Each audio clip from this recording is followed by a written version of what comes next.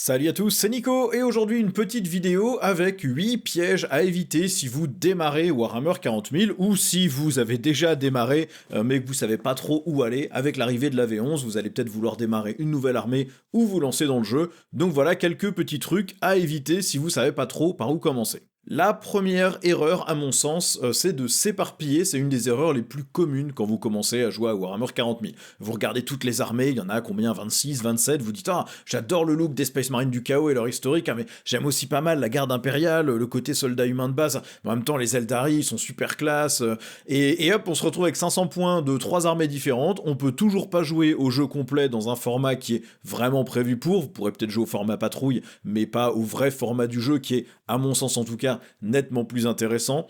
Et donc, on a l'impression d'avoir dépensé beaucoup d'argent et de pas vraiment faire de progrès du tout. S'éparpiller au début, quand on commence Warhammer 40 000, c'est normal, vous allez avoir envie de vous intéresser à plein d'armées différentes, vous allez voir une vidéo qui vous parle d'une autre armée, vous dire « Ah mais en fait ça a l'air trop cool ça », vous allez voir un rapport de bataille, vous allez vous dire « Ah le style de gameplay a l'air génial », on a envie de tester plein de figurines, de les assembler, de les peindre, et puis on va petit à petit apprendre les armées qu'on aime peindre, qu'on aime jouer.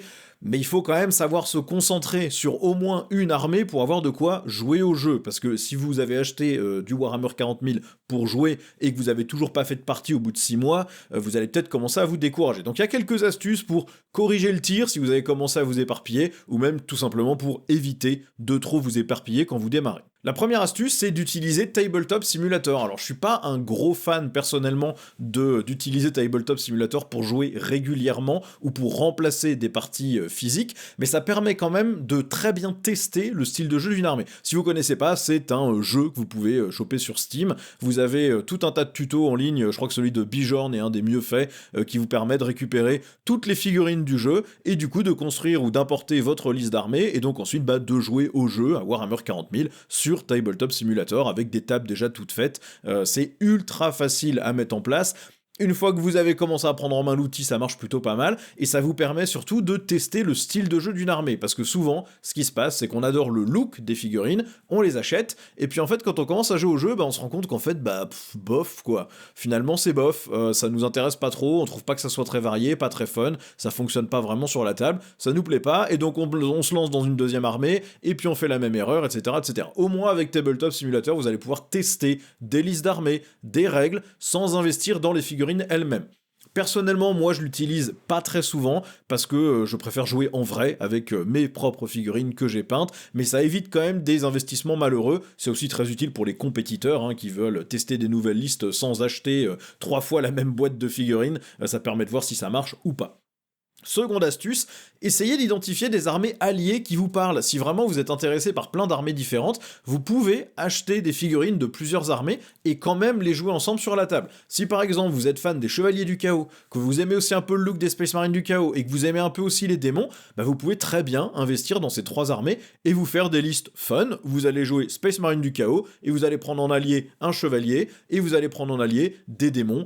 Tout ça c'est parfaitement jouable. Si vous êtes plutôt côté Imperium, vous aimez les sœurs de bataille, vous aimez la garde impériale, vous aimez certains assassins ou la Death Watch, et vous pouvez faire des listes qui incluent les 3 aussi, typiquement dans un détachement garde impériale. Donc il y a des astuces comme ça, mais il faut bien se renseigner avant, parce que si vous commencez à acheter un chevalier du chaos, mais aussi des Space Marines et aussi des Eldar, vous allez jamais vraiment pouvoir les mettre sur la table ensemble. Il y a une troisième astuce qui est tout simplement de se renseigner à l'avance, au lieu de sauter sur une boîte de patrouille, sur une Battle Force, parce que vous aimez le look des figurines, vous pouvez aussi regarder quelques rapports de bataille sur l'armée en question. Nous on en a fait 4 sur la chaîne, mais vous avez d'autres chaînes qui sont beaucoup plus spécialisées là-dedans et qui en font plein. Ça vous permettra de comprendre comment les armées se jouent. Vous avez aussi la possibilité d'en apprendre beaucoup plus sur le lore de l'armée, sur sa gamme de figurines, et donc d'acheter, on va dire, en pleine connaissance de cause. Ça évite par exemple d'investir dans une armée de chevaliers gris en 2026 parce que vous dites que le lore est génial, sachant qu'il y a de fortes chances que toute l'armée soit refaite dans les 3-4 ans à venir. Et du coup vous allez avoir des figurines qui sont toutes moches par rapport à ce qui est sorti, et vous allez vous sentir un peu déçu.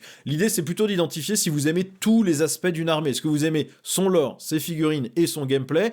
Est-ce que vous êtes là que pour les règles? Si vous êtes là que pour les règles, ça va changer. Le style de jeu de l'armée reste en général le même, mais les règles actuelles des unités changent régulièrement. Si vous êtes là que pour le look des figurines, mais vous détestez le style de jeu, vous n'allez pas accrocher longtemps. Si vous adorez le style de jeu, mais que finalement les figurines ne vous plaisent pas, vaut peut-être mieux attendre d'avoir une refonte de la gamme, parce que ça arrive de manière régulière, surtout quand les figues sont assez vieilles. Donc Voilà, se renseigner en amont plutôt que d'acheter 12 boîtes, c'est toujours bien. Par contre, le mauvais côté, c'est que des fois, quand on se renseigne sur une armée, ça nous donne encore plus envie d'en acheter. Bon, le deuxième piège à éviter, c'est de payer le prix complet, le prix Games Workshop. Hein. Les prix sont exorbitants actuellement sur du Warhammer. Quand vous achetez neuf ou quand vous achetez direct chez Games Workshop. Hein. Là, il y a deux exemples, mais 3 Mutilators, 3 figurines, 55 euros, 5 Astari, 47,50, et il y a des trucs encore plus idiots en termes de prix. Heureusement, il y a plein d'options pour avoir vos figurines moins chères. Si vous voulez absolument du neuf, vous l'assemblez vous-même, vous voulez du tout neuf, personne ne l'a touché avant, il y a plein de sites internet qui vous font moins 10%, moins 20%. Nous, on est partenaire avec MyHobbyPlace, vous avez le lien dans la description. Si vous choisissez la chaîne, ça nous soutient et vous payez moins cher. Mais il y a plein d'autres sites internet qui font la même chose.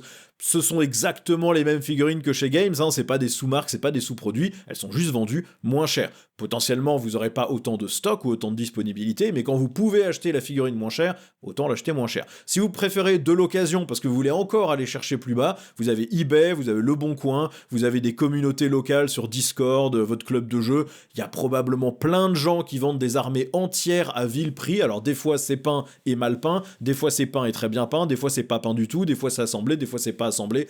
Faudra pas être aussi regardant que quand vous achetez du neuf, mais voilà, parfois vaut peut-être mieux chercher un petit peu en amont plutôt que de se jeter sur une boîte qui finalement va vous coûter beaucoup plus cher. Vous auriez pu avoir le double de figurines pour le même prix potentiellement. Autre option, attendez les bataillons. Games Workshop lance souvent des boîtes de bataillons à intervalles réguliers. Aux alentours de Noël, souvent vous en avez 4 ou 5, c'est pas pour toutes les armées, mais c'est pour une partie des armées.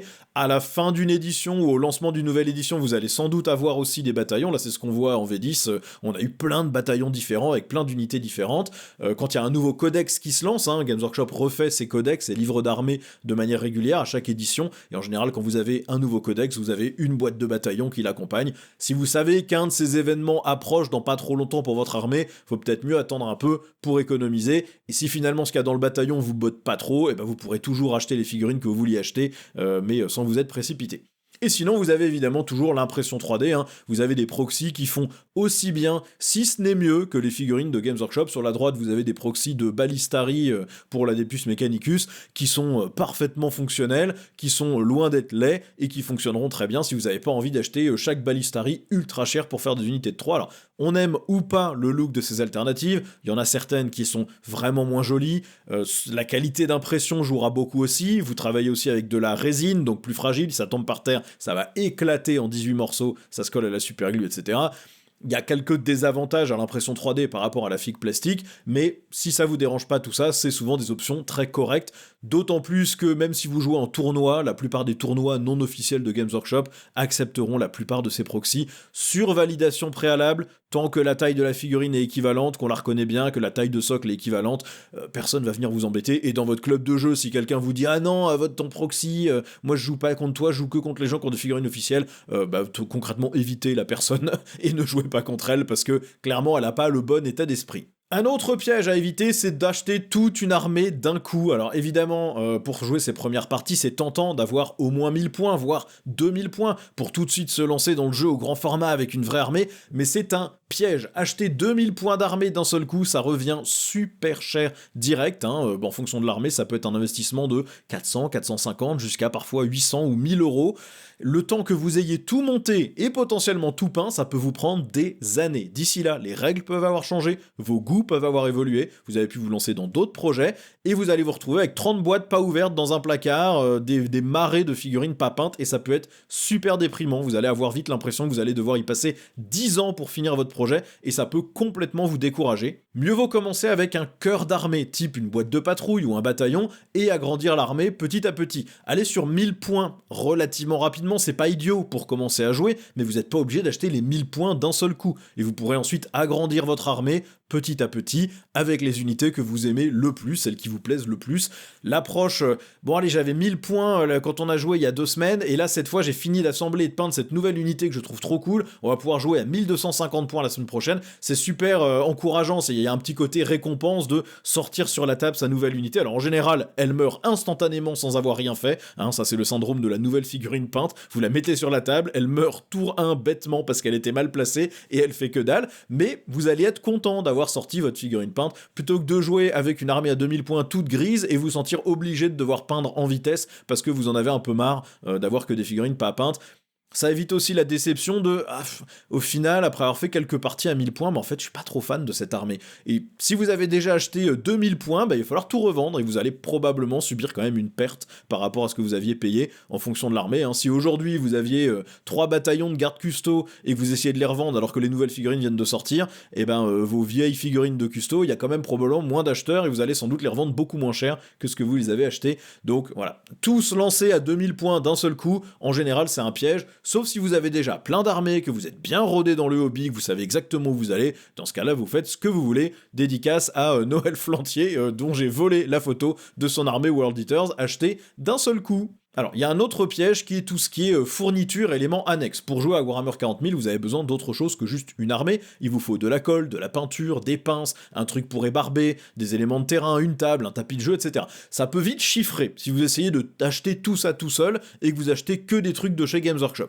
Donc il y a quelques astuces. D'abord, le livre de règles n'est pas nécessaire. Si vous vous lancez là tout de suite en V10, n'achetez pas le livre de règles. Toutes les règles sont disponibles gratuitement sur internet et dans l'appli. Ça sert à rien de payer, je crois que c'est 70 balles le bouquin, un truc comme ça. Ne le faites pas, il y a une nouvelle édition qui sort dans quelques mois. Et quand la V11 sera sortie, si vous n'avez pas acheté la boîte de départ, n'achetez pas le livre de règles non plus. Vous aurez très probablement toutes les règles dispo gratos sur internet et sur l'appli. Le livre sera immédiatement obsolète après 3 semaines parce qu'il y aura déjà des correctifs de règles dedans qui fait que vous pourrez pas vous référer au livre en pleine partie parce qu'il y a plein de trucs qui auront changé. Vous pouvez totalement vous dispenser de cet achat, à moins que vous vouliez l'objet physique avec l'historique, les illustrations, etc. Dans ce cas-là, ça peut être un très bel objet à voir et à feuilleter, mais ne l'achetez pas pour les règles, ça sert à rien. Ensuite, il y a tout ce qui est colle, peinture et fourniture. Moi, personnellement, j'utilise les pinces de Games Workshop, j'utilise la colle de Games Workshop et j'utilise les peintures de Games Workshop. J'utilise pas leurs pinceaux parce qu'ils sont vraiment hors de prix et j'utilise pas leur ébarboir parce qu'ils marchent pas du tout, j'ai juste un scalpel de base. Mais il y a plein d'autres marques qui font de la colle plastique beaucoup moins chère, des pinces meilleures et moins chères et plus précises, des ébarboirs plus efficaces, des petites perceuses plus efficaces, des pinceaux qui tiennent plus longtemps et des peintures qui sont beaucoup moins chères et qui valent très largement, voire même dépassent totalement en termes de qualité celle de Games Workshop, surtout au niveau des pots eux-mêmes et au niveau de la quantité que vous aurez pour le prix. Vous n'êtes pas obligé d'acheter les trucs de Games Workshop. Les peintures d'autres gammes peindront très bien vos figurines Games Workshop avec des pinceaux qui ne sont pas ceux de Games. Vous pouvez assembler vos figurines avec de la colle et des pinces qui ne sont pas celles de Games Workshop. Ne vous laissez pas enfermer dans les outils de Games Workshop qui sont en général pas mauvais, mais sont pas du tout les plus rentables pour le prix que vous allez payer. Au niveau des décors et des tables, c'est pareil, essayez de pas tout acheter tout seul. Si vous avez une association, un club de jeu ou un magasin où vous allez jouer tout le temps, vous n'avez pas forcément besoin d'avoir tout le matériel à la maison, 16 ruines, des patrons de ruines, un tapis de jeu, une table dépliante ou des planches en bois à poser, etc. Vous n'avez pas forcément besoin de tout ça si vous n'allez jamais jouer chez vous. Si vous êtes un groupe de joueurs et que vous jouez chez l'un ou l'autre, mutualisez les dépenses pour éviter que chacun ait une table complète alors que vous n'utiliserez qu'une table à la fois. Si vous allez toujours jouer chez la même personne et que c'est lui qui a la table, bien vous laissez les éléments de décor que vous avez achetés ensemble chez cette personne et puis c'est réglé. Beaucoup plus efficace plutôt que d'avoir chacun sa collection entière de décors et de tapis. Si vous les voulez, vous pouvez, mais vous ne sentez pas obligé d'avoir une table chez vous.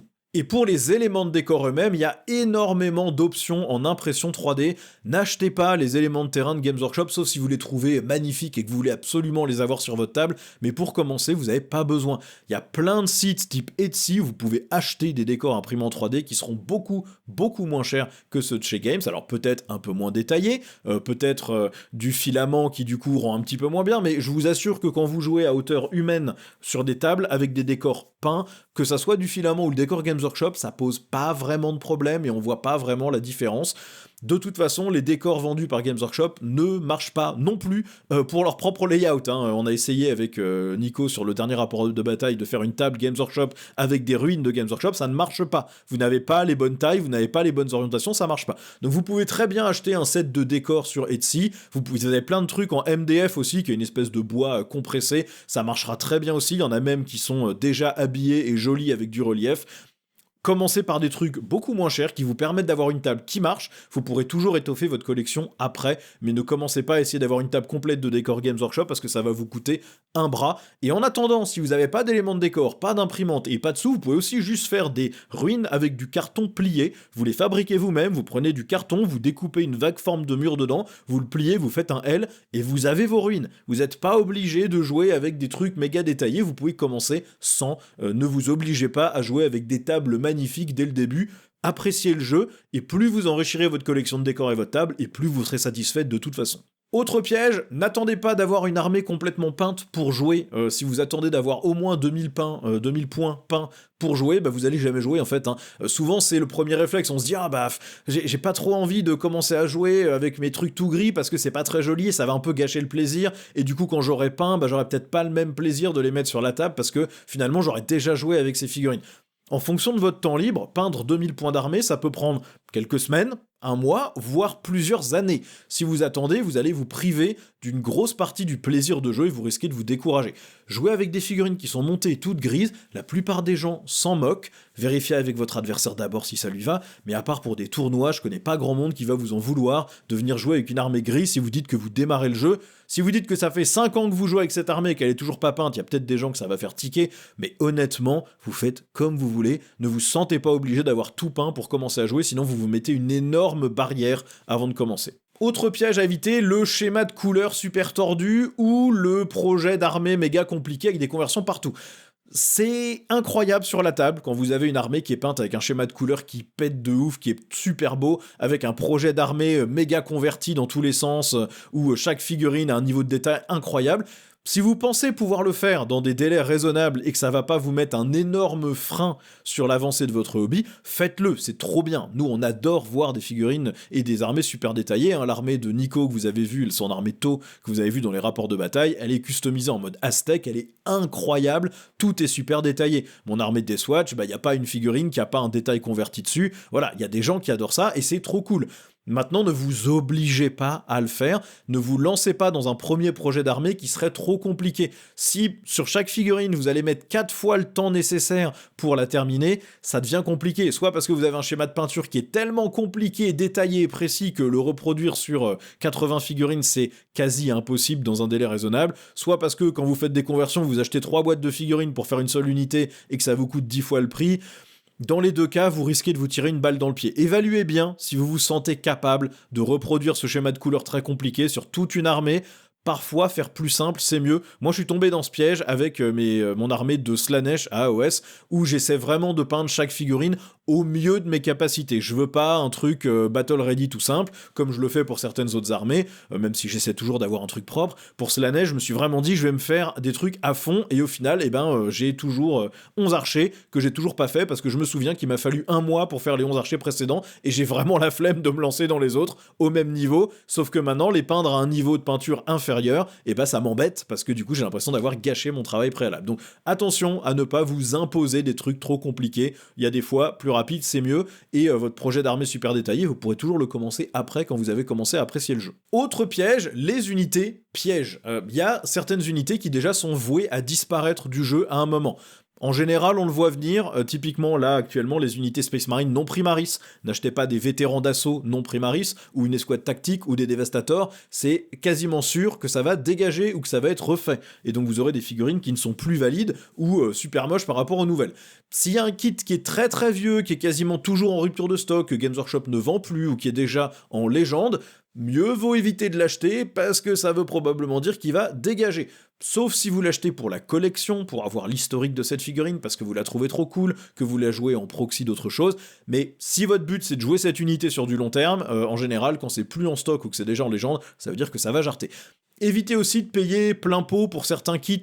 Acheter un Rhino au prix Games Workshop, ça n'a pas de sens, vous en trouverez plein, pas montés, pas cher sur internet parce que ça a été mis dans tous les bataillons et toutes les patrouilles, plein de gens en ont beaucoup trop et les revendent. Idem pour un impulsor, ne l'achetez pas au prix entier, achetez plutôt un gladiator. Dans le kit du gladiator, vous pouvez faire un impulsor et vous aurez des pièces en plus si vous avez envie de faire des conversions, des trucs plus tard, et vous allez payer genre 5 € de plus, ou sinon vous allez juste trouver plein d'impulsors à pas cher sur internet.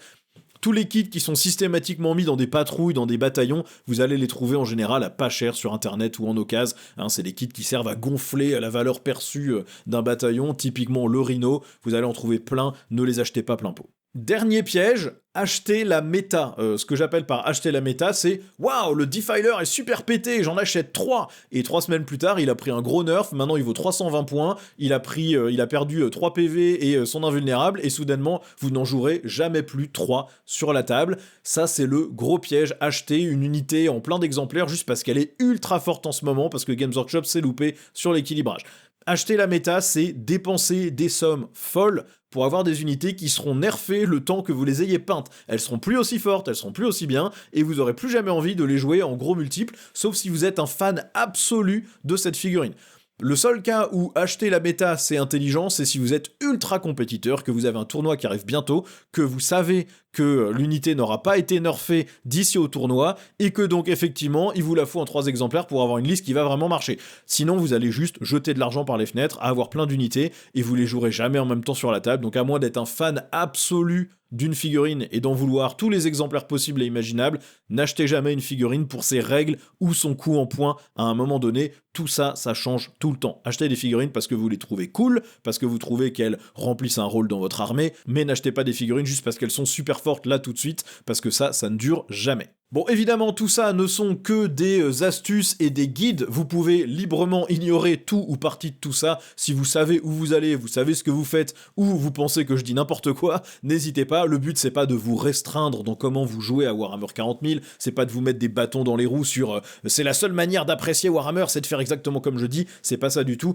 C'est plutôt d'éviter des pièges assez communs dans lesquels vous pouvez tomber si vous savez pas exactement ce que vous faites. Évidemment, si vous êtes déjà parfaitement au fait de ce que vous voulez faire, vous n'avez pas besoin d'écouter ce que je dis, vous pouvez très bien vous lancer dans un de ces pièges si vous avez bien identifié les raisons pour lesquelles vous vous lancez là-dedans.